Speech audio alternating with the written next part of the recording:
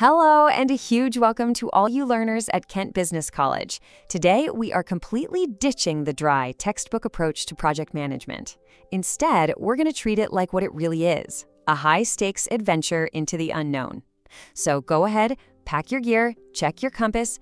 Our expedition into the wild world of project risk, well, it starts right now. So let me ask you this.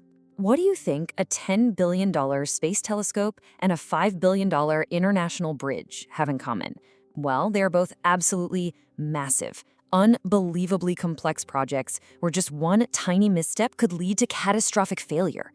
We're talking about the James Webb Space Telescope and the Gordie Howe International Bridge, just two of the incredible expeditions we'll be learning from today.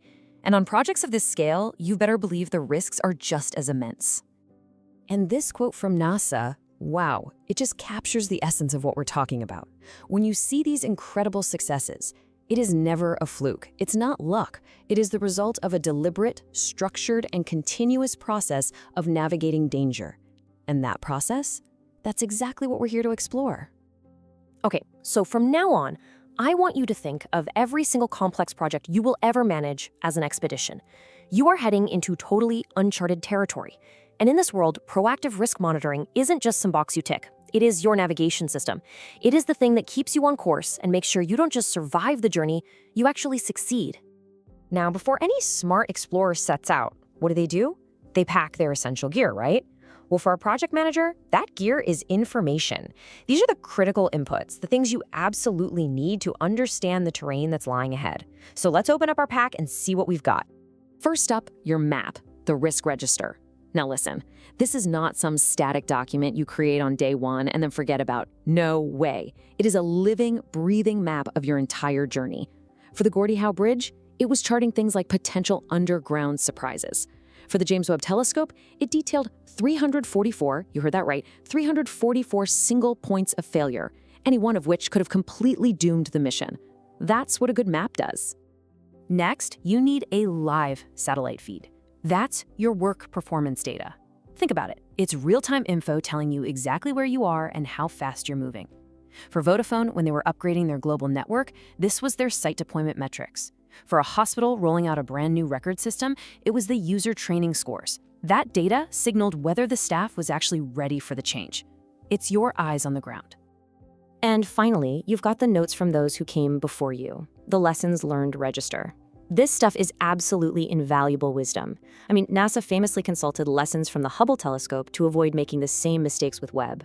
And that hospital project? They used insights from previous IT rollouts to get ahead of user adoption challenges. I mean, why would you make a mistake that someone else has already documented for you? You wouldn't.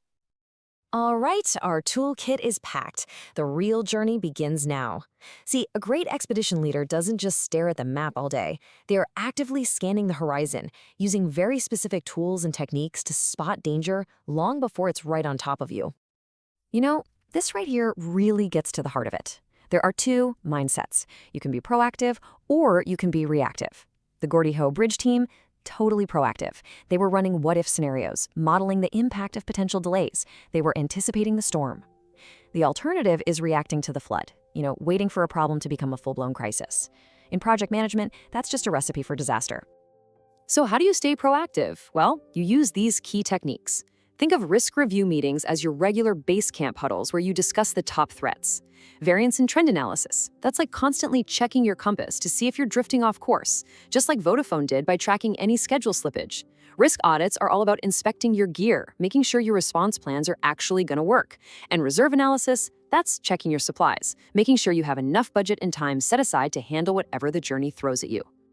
And look, this is not just some theory from a textbook. This is how the biggest projects in the world get done. Dries Brand from the Gordie Howe Bridge project, he put it perfectly. They built risk monitoring right into their daily work. It wasn't some separate task they did on Fridays, it was part of the very fabric of how they executed the project. Being proactive is absolutely essential, because spotting danger is only half the battle. If you see a giant boulder on the path ahead and you do nothing about it, you're still gonna crash. And that brings us to our next crucial point. Turning monitoring into actual action.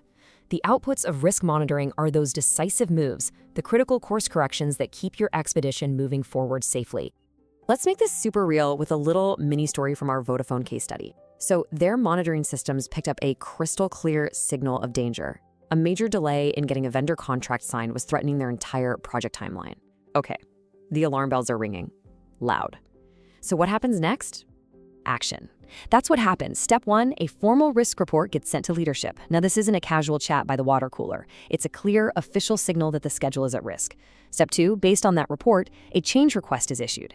This is the official process to adjust the plan. And finally, once it's approved, the project plan. Our map is updated.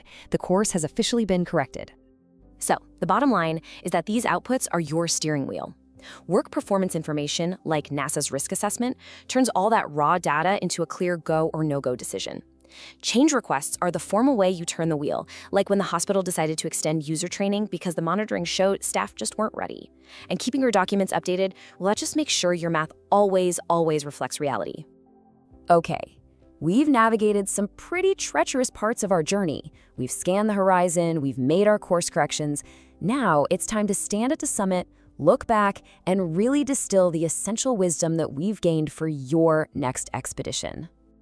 You know, across all these incredible, diverse projects, 4 universal truths really stand out. First, integrate. Weave risk monitoring into everything you do, just like the Gordie Howe team. Second, communicate. Keep everyone in the loop with transparent reports, like Vodafone did to get buy-in for their changes.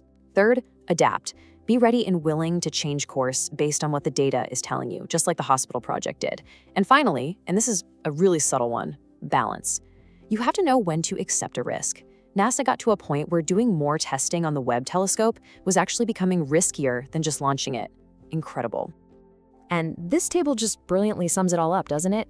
From Vodafone, we learn the power of continuous analysis to stay on track.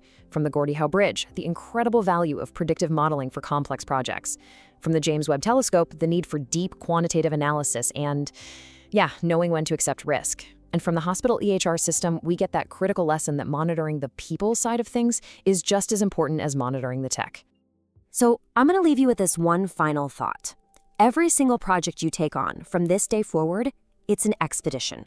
But now you have the map, you have the tools, and you have the hard-won lessons from the explorers who have gone before you. So the only question left is, are you ready to navigate?